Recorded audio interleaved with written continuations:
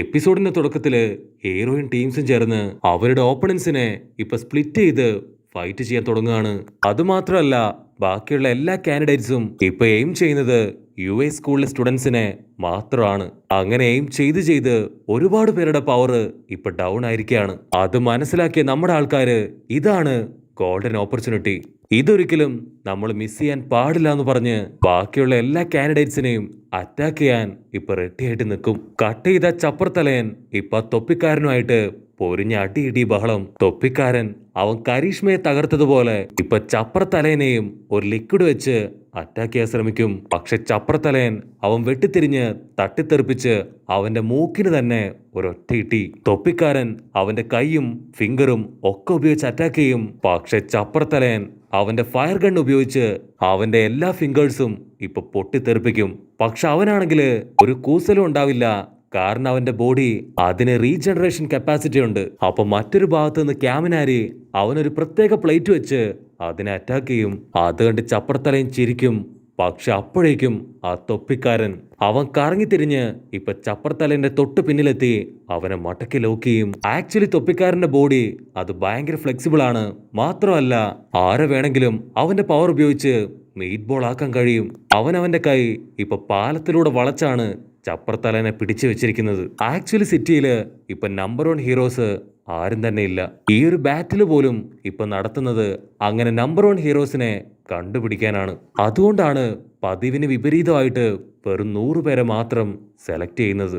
Actually തൊപ്പിക്കാരൻ ഒരു candidate അല്ല, മറിച്ച് ഒരു ഓർഗനൈസർ ആണ്.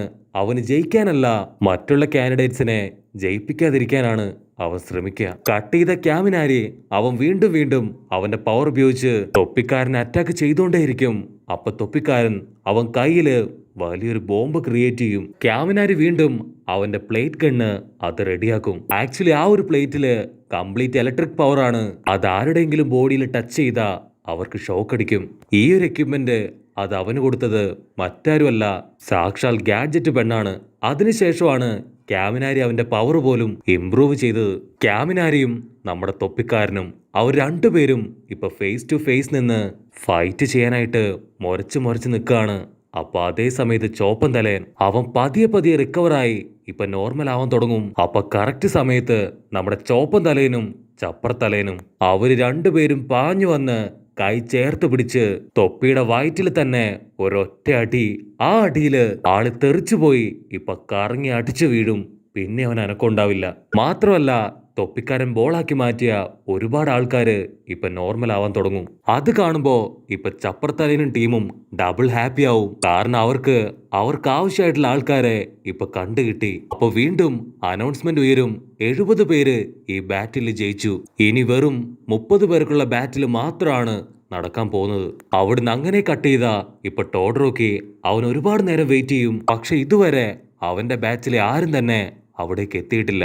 അപ്പൊ കുറച്ചു കഴിഞ്ഞ് ഇപ്പൊ മോമോ പെണ്ണും ടീമും അവരവിടേക്ക് വരും.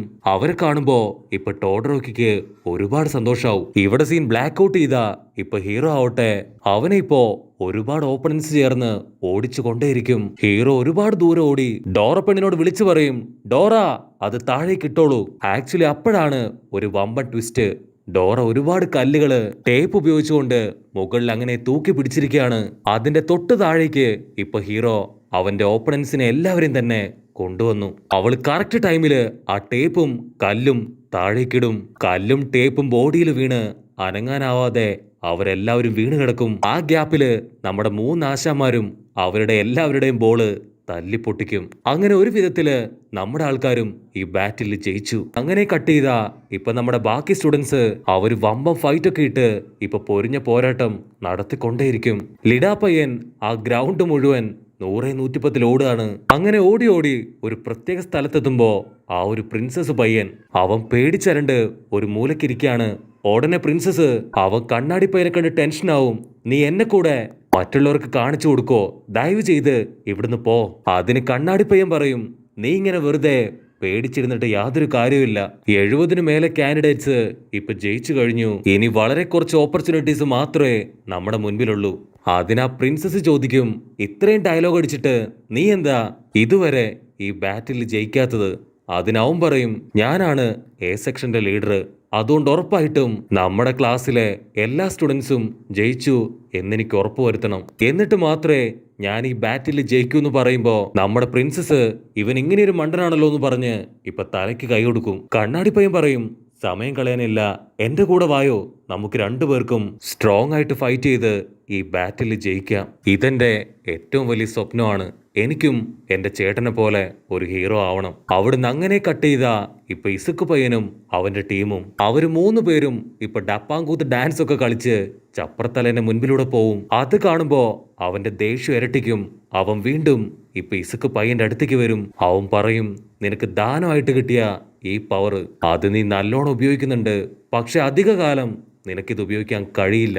അത് കേട്ട് ഹീറോ അവൻ 1 സെക്കൻഡ് ഫ്രീസ് ആവും. കട്ട് ചെയ്താ ഇപ്പൊ നമ്മുടെ ബാച്ചിലെ 12 പേര് ഇതിൽ പാസ്സായി. ഇനി 9 പേര് മാത്രമാണ് നമ്മുടെ ക്ലാസ്സിൽ പാസ്സാവാൻ ബാക്കിയുള്ളത്.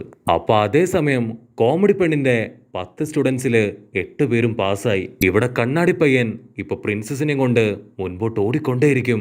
അപ്പൊ പ്രിൻസസ് ഇപ്പൊ പതിയൊരു ഫ്ലാഷ് ബാക്കിലേക്ക് പോവും. കണ്ണാടി പയ്യൻ ടെൻഷനായി ഇപ്പൊ അവനോട് ചോദിക്കും, എന്തു പറ്റി, എന്താ? പ്രിൻസസ് ഉടനെ അവന്റെ ബെൽറ്റിൽ നിന്ന് ഇപ്പൊ ഒരു ലൈറ്റ് അടിക്കും. എന്നിട്ട് കണ്ണാടി പയ്യനോട് പറയും, നമ്മുടെ മുൻപില് ഇനി കുറച്ച് സമയമേ ബാക്കിയുള്ളൂ.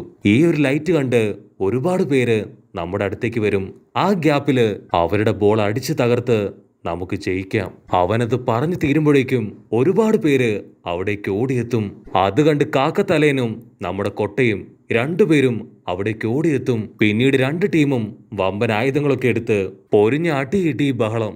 അപ്പൊ അവിടേക്ക് ഇപ്പൊ മിനട്ടോയും ഇൻവിസിബിൾ ഗേളും അങ്ങനെ ബാക്കിയുണ്ടായിരുന്ന നമ്മുടെ എല്ലാ ആൾക്കാരും ഓടിയെത്തും. മിനട്ടോ അവന്റെ ബോൾ ഉപയോഗിച്ച് ഇപ്പൊ ഒരുപാട് പേരെ സ്റ്റിക്ക് ചെയ്യും. ആ ഗ്യാപ്പിൽ ഇൻവിസിബിൾ ഗേള് അവൾ ഒരുപാട് പേരുടെ ബോളുകള് ഇപ്പൊ തല്ലി പൊട്ടിക്കും. അവളുടെ തൊട്ടു പിന്നാലെ നമ്മുടെ ബാക്കിയുള്ള സ്റ്റുഡൻസും ഓരോരുത്തരുടെ ബോളുകളായിട്ട് ഇപ്പൊ തല്ലി പൊട്ടിച്ചുകൊണ്ടേയിരിക്കുകയാണ്. ഇനി ബാലൻസ് ഉള്ളത് നമ്മുടെ പ്രിൻസസും ലിഡാ പയ്യനും. അവര് 2 പേരും ഇപ്പൊ പാഞ്ഞു വന്ന് ഓപ്പണൻസിനെ അടിച്ചു തെറിപ്പിക്കും. അങ്ങനെ ബാറ്റിലിന്റെ ഏറ്റവും അവസാനം നമ്മുടെ ആൾക്കാർക്ക് എല്ലാവർക്കും ഇപ്പൊ സെലക്ഷൻ കിട്ടി. മാസ്റ്റർ ആണെങ്കില് ഇപ്പൊ ശ്വാസം വലിച്ചു വിടും. ഇവിടെ നമ്മുടെ പിള്ളേര് അവര് സന്തോഷം കൊണ്ട് തുള്ളിച്ചാടും. കട്ട് ചെയ്താ ഇപ്പൊ പാസ്സായ എല്ലാവർക്കുമായിട്ട് ഒരു വീഡിയോ കാണിച്ചു കൊടുക്കും. അത് മറ്റൊന്നുമല്ല, ബാറ്റിൽ നടന്ന ആ ഒരു സ്ഥലം. അപ്പൊ ആ ഒരു സ്ഥലം അത് മുഴുവൻ പൊട്ടിത്തെറിക്കാൻ തുടങ്ങും. അപ്പോഴായിരിക്കും അടുത്തൊരു ട്വിസ്റ്റ്. ഈ ഒരു പൊട്ടിത്തെറിയില് പെട്ടുപോയ എല്ലാവരെയും എത്രയും പെട്ടെന്ന് സേവ് ചെയ്യണം. ഇതാണ് അവരുടെ ലാസ്റ്റ് കോമ്പറ്റീഷൻ. അത് കേട്ട് നമ്മുടെ ആൾക്കാർ ഷോക്കായി നിൽക്കുന്നതോട് കൂടെ ഈ ഒരു എപ്പിസോഡും അവസാനിക്കുന്നു. എപ്പിസോഡ് ഇഷ്ടപ്പെടുകയാണെങ്കിൽ തീർച്ചയായിട്ടും ലൈക്ക് ചെയ്യാനും കമന്റ് ചെയ്യാനും ഷെയർ ചെയ്യാനും മറക്കല്ലേ. അടുത്തൊരു അടിപൊളി എപ്പിസോഡുമായിട്ട് കാണുന്നവരെ it's me with Go poly.